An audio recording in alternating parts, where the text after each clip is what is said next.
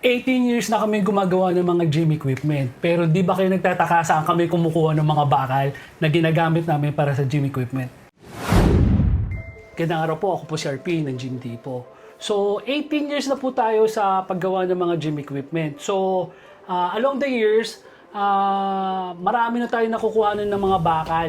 Pero itong past 6 to 8 years namin, dito na kami kumukuha ngayon sa Valenzuela, which is pwera dun sa mas nakakamura kami, nasisigurado namin yung kapal ng mga bakal. Kasi may mga, from time to time kasi, pagka may mga suppliers na nakakapag-deliver ng mga medyo substandard at hindi naman tayo pwede ganoon sa mga gym equipment natin. So far, dito kami pinakamatagal ngayon sa supplier namin sa Valenzuela. So, ipopromote na rin natin to, pero maganda to na tapusin nyo kasi kwentong gym equipment din to at kwentong gym business na alam ko kakapulutan nyo ng leksyon at aral. So, nandito po kami ngayon sa JL Construction Material Trading Corporation. Kasama natin si Sir Josh. So, si Sir Josh yung tatanungin natin tungkol sa mga details regarding dito sa mga bakal. So, anyway, Sir Josh, pwede pa-explain lang muna yung kung saan kayo located at anong mga produkto na pwede nila mabili dito.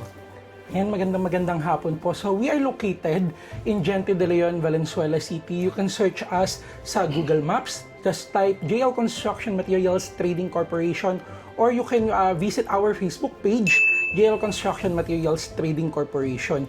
So, obviously, aside sa mga gym equipments, nagbebenta din po kami ng mga plywoods, plyboards, corrugated, long span, mga gamit sa roofing, metal faring, metal track, metal stud. Also, sa mga gym equipments naman, we specialize for the angle bar, GI pipes, GI tubular, zipper links at marami pang iba.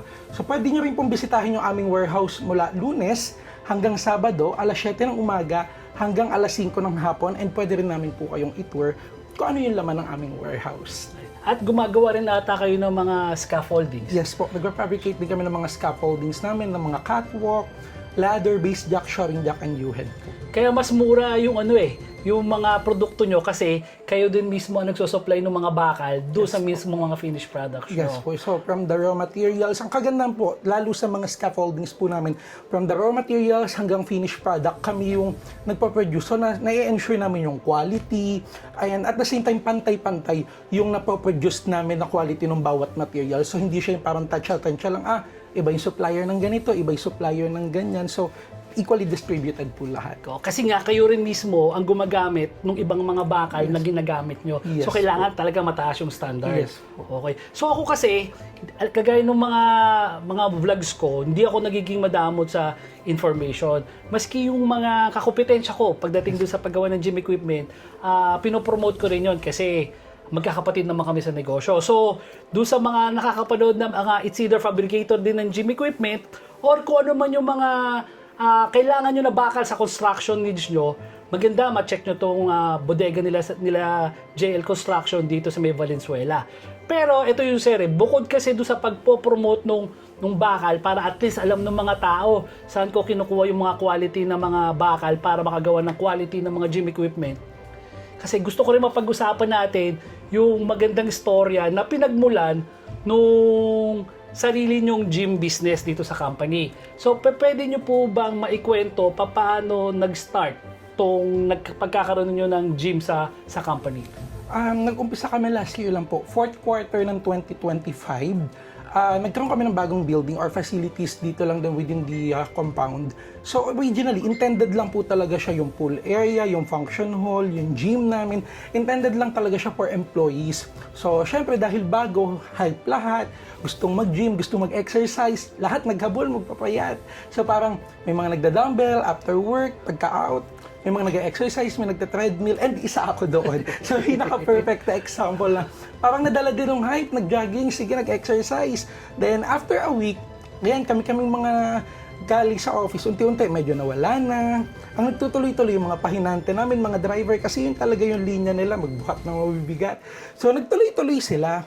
Tak, napapansin namin nung una, parang ang init, 30 kami, 20 kami, ganun. Hanggang sa nagiging 10 na lang po, nagiging 5 na lang, pakonti ng pakonti. Then may mga ahente kami, may mga within the vicinity din na nakaalam na may gym equipment po pala kami sa itaas. So nag-start si boss ng 1, 2, 3, papasok, sige. Gamitin nyo yung gym nung umpisa, libre lang, sige, kasi parang for fun lang naman po, amenities. Then come ng January 2026, nag-start kaming tumanggap ng public talaga po. So, naging for public consumption na siya. Since ayaw matainggan nila, boss, yung mga equipment dahil natigil nga yung sa mga employee. Come 2026, nagpapasok kami ng mga daily rates na mga mag-gym. So, nag-start kami at 10, 15 na nag-equipment. Then hanggang sa lumobo kami ng 20, 30, 40. Basically, naging isang community na siya na up until now for almost less than a year, I believe. So, very active. Naging community sila doon, nagtutulungan. Nagbibigayan sila ng tip. Then hanggang sa may naghahanap na ng membership. Parang naging all-time high namin at peak is 50 regular clients. So ganun siya naging, tawag dito, ganun naging kaganda yung pagtanggap sa kanya knowing na nasa residential area din po kasi siya. So, nung naging 59 members, unti-unti may mga daily rates, nagkaroon na ng mga memberships po. So currently, we are safe at more than 20 active members, excluding yung mga nagde-daily po. So parang after noon, nagtuloy-tuloy na siya na from a community, talagang lumawak sila ng lumawak through word of mouth, may mga nagre-recruit na din. Kasi ang kagandahan sa kanya, hindi lang siya nakafocus on 1 to 2 aspects ng exercise. So pwedeng may leg, may abs, may core, merong para sa mga biceps, triceps. So talagang very open din sila, boss. Kasi yung equipment nga ngayon, kumbaga to the point na nagdagdag ng equipment along the way, which is, sabi ko nga, Order lang uli. Yes. All the way from Valenzuela to Cavite. Cavite. So, back and forth, kinakarga, ibababa, ikakarga ulit, then ibababa. So, talagang very open sila na lumaki yung community and at the same time, mas marami sana yung maabot. So, ngayon kasi medyo limited yung space. Although, lahat well provided up until nagkaroon na ng mga water, may locker. Kompleto na talaga. Yes, may sauna na din po. Yun yung kagandahan. So, talagang dinevelop siya para hindi lang aside para sa employees, but for the public consumption as well. Yun yung kagandahan kasi noon. Kasi, una, yung company, concern siya doon sa health ng mga empleyado niya. Kasi syempre, pagka healthy yung mga empleyado mo, mas nakakapagtrabaho ng maayos. Yes. Okay yun, good yun. Kasi hindi lahat ng company, ganun no? Pero may mga clients din naman kami na na nagpo-provide din ng mga gym para sa mga empleyado nila. Pero ang difference kasi, kaya gusto ko na i-record natin ito, ma-vlog natin ito kasi okay, good investment yung gym equipment para sa empleyado mo. Pero una, syempre kung pang-empleyado kasi siya, sigurado ako kung may isa o dalawa lang nagagamit nung between 8 to 5 kasi lahat nagtatrabaho. Yes, so sayang yung oras na yon na walang gumagamit. So pwede mo palang i-open sa public at kumikita ka. Yes. So isipin mo yon kung mag-50 persons a day ka, hindi na natin tatanungin sila, sir, kung magkano yung kikitain, no? Pero kung 50 persons a day ang pumupunta dito, do the math na lang. Especially kung ang intention ng company owner, hindi naman talaga for profit. Yes. Diba? So additional income na lang talaga lumalabas yun. Pero isa pa rin sa maganda na na-discuss natin dito, kasi dito sa Valenzuela kasi, napapaligiran tong lugar nyo ng mga residential. So, isa sa mga lagi kong pinopromote na hindi masyadong na-appreciate ng iba na okay lang na magtayo sa residential. Kasi alam mo kung bakit? Kasi dito rin lang naman nakatira yung mga kliyente mo. Kung may gym, let's say mga 3 kilometro, 4 na kilometro ang layo, ba't pa ako pupunta dun? Eh kung naandito na kayo. Tsaka very accessible din talaga siya. Kasi usually, yung mga within your proximity, yan yung mga magiging una mong client talaga. Tama, and the word of mouth, mas madaling kumalat. Napakagandang kwento nung istorya nung kliyente natin at supplier natin at the same time. So kagaya nung nakita nyo, nag-umpisa lang talaga yung gym nila sa pagbili ng gym equipment para sa mga empleyado nila. Magandang idea yon kasi masikas kami dito sa Gym Depot at Gym Republic, lahat ng empleyado namin libre mag-gym. Kasi magandang investment yon kasi kung healthy yung mga trabahador mo, ganoon din sa business mo. So hindi sila basta-basta magkakasakit. Kaya mas maganda rin yung takbo ng business mo. Pero kagandahan dito, yung incidental na consequence na nangyari, na inopen din nila sa public yung kanilang gym. So, hindi talaga sinasadya na i-open sa public, pero it turn out, kumikita pa sila ngayon doon sa gym nila.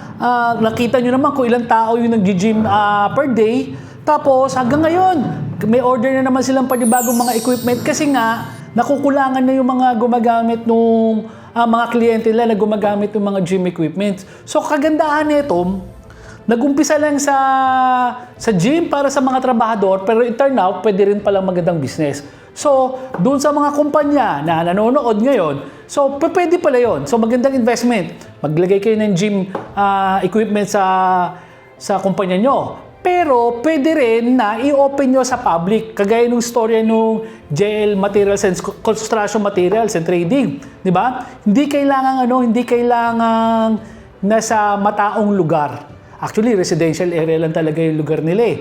Kasi yung mismong mga tao sa paligid nung gym mo, yun naman yung target market mo. Kagaya nga, yung kanila sa Valenzuela. Kahit anong laki pa nung gym mo, hindi mo kaya i-cater lahat ng taga Valenzuela. So most likely, taga doon lang din yung mga magiging kliyente nyo. So, lesson na matututunan natin, una, pwede ka maglagay sa kumpanya mo ng gym. Pwedeng pang trabahador mo, pwede mo i-open sa public. Pangalawang lesson, hindi kailangan na sa commercial area talaga yung gym mo. Sa residential area lang, okay na yon. Kasi, kagaya na sabi ko, yung mga tao sa commercial area na pumupunta para may bibilhin, at the end of the day, or at the start of the day, doon din sila uuwi sa bahay nila sa residential. So, kung ako mag-gym, bakit pa ako pupunta sa commercial area kung naandoon lang din sa residential area meron ng gym, di ba? So, doon sa mga kapatid ko na nagpa-fabricate or mga kapatid ko na mga nag-fabricate ng gym equipment at iba pang mga gumagamit ng bakal, ipopromote natin yung supplier natin na si JL Construction Materials and Trading sa Valenzuela. Lagay natin dito yung details nila, pwede nyo tawagan. So to hindi to paid hindi to paid video. So pinopromote natin sila kasi alam ko mapapagkatiwalaan sila kasi alam naman sa Gym Depot, di kami gumagamit ng mga substandard o maninipis na bakal. Kasi alam naman natin na kailangan yung mga equipment natin quality at standard ng kapal.